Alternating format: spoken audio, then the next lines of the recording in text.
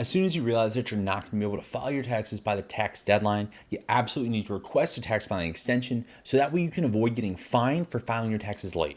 Now, there's a couple different methods that you can actually use, but in this video, we're going to cover how you can use the IRS Free Fillable Forms to be able to request a tax extension at home for free. I'm Bradford of the Payment to get Personal Finance, and to start out, you need to go to www.irs.gov. So once you get to the IRS website, you're going to go in the top left-hand corner underneath File. Then you're going to come down to file your taxes for free and click on that. At this point, you're going to be presented with this page. Now they do have the IRS free file, but that's something we covered in a separate video. For this one, we're going to be focusing on the IRS free fillable forms. So we're going to scroll down to the page and go to use free fillable forms. And at this point, we're just going to hit start free fillable forms. And this is what the page is going to look like so you know you're in the right spot. Hit start free fillable forms again. At this point, you can either create an account. If you have used this in the past, you do have to create a new account each year. So for this one, we're just going to go hit sign in since I've already made one. And now once you've signed in, you're going to be seeing IRS form 1040 is going to be the first thing that shows up. But to actually get to the correct form, you're going to be looking at IRS form 4868.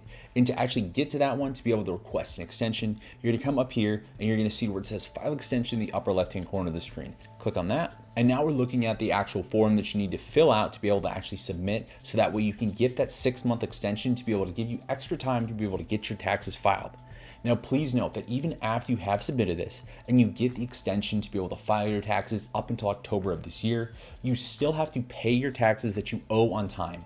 If you don't pay them on time, then you will still be fined however long it takes you to actually pay them, and it increases over time on the interest that should be assessed based on how much money you still owe the IRS. Now, if you know that you're going to be getting a refund anyway, that's not an issue. This really comes into effect when you start having to do things like side hustles or you work your own business and you have to withhold those taxes on your own based on how much money you've actually made.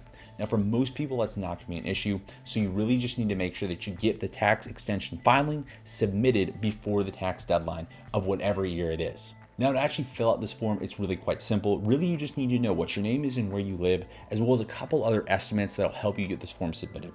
So going in order, the first one, part 1, is literally just your name. And then if you are doing married filing jointly, you need to put your spouse's name as well. What is your address? Where do you live?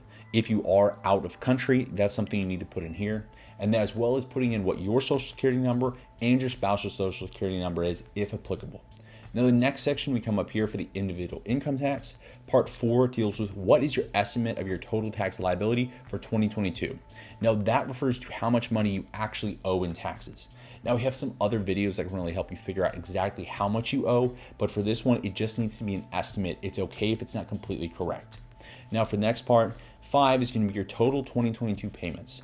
Now, if you are a W-2 employee, this is where you're going to go look at your W-2 and it's going to tell you exactly how much money was withheld for your federal income tax. If you are self-employed, you do some sort of freelance work, that is on you to do those quarterly tax estimate payments that you would have done throughout the year, making sure you always save a picture of how much money you actually paid when you submitted it at that time. And then you'll add up all those numbers, and that is the number that you're going to put in right here. Let's say you have both a W-2 and you do some sort of side gig. You're just going to add the numbers of how much was withheld for your W-2 as well as how much you've paid on your quarterly tax estimated payments. And then for the next part, we're going to be looking at balance due. Basically, you're just going to subtract line 5, how much you've already made, from line 4. If the number is larger, that means that you've overpaid your taxes and you're going to be owed a tax refund.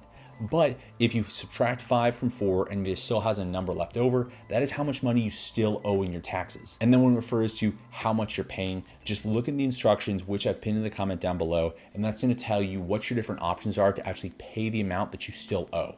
As I previously mentioned, you still have to pay that on time, whatever the tax filing deadline is, or else you will be starting to earn interest that you will have to owe the IRS however long it takes you to actually pay that amount in full.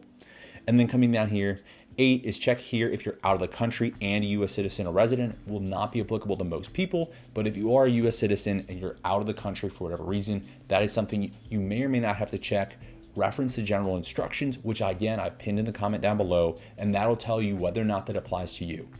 And then the last part is just check here if you file Form 1040-NR and you didn't receive wages as an employee subject to the U.S. income withholding tax. So again, these last two ones, 8 and 9, are not going to be applicable for most people. So really, this is probably going to be the easiest form that you ever fill out with the IRS, because you really just have to put your name, your address, your social security number, as well as some basic information that is really all estimates on how much you've already paid, how much you actually owe, and what the difference is between the two. And now once you've actually filled out all this section, you're gonna go to the file your extension.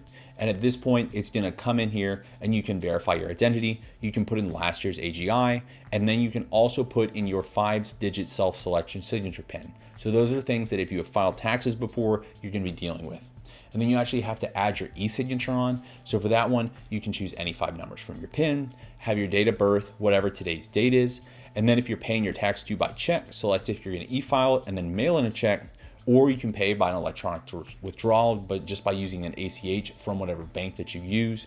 You would come in here, you'd put the routing number, account number, whether it's a checking or savings, the date to make the withdrawal. And then you're gonna be coming down here, whatever your daytime phone number is, if they need to reach out to you and call you about the specific form. And then it's just gonna do a basic disclosure about what you're doing when you sign here, then say, yes, I do agree to pay by electronic withdrawal, or you've checked that yes, you're gonna be mailing a check in. And then at that point, you're just gonna hit continue to e-file. It's gonna take you to 1 or 2 more steps where you finalize what you're doing, and then you're just gonna submit it. And congratulations, there you go. You have submitted your form 4868, and you should automatically be receiving that 6-month extension to give you extra time to get your taxes filed. And while it's great that you actually have this extension, extra time to get your taxes filed, you still need to actually file them. Now, if you have any sort of questions about what sort of taxes you need to be filing, what sort of paperwork that you're dealing with, whether it's business or personal taxes, we have a walkthrough of almost everything that you might need in this playlist right here. Thanks for watching, and from your first penny to first million, we're here to help.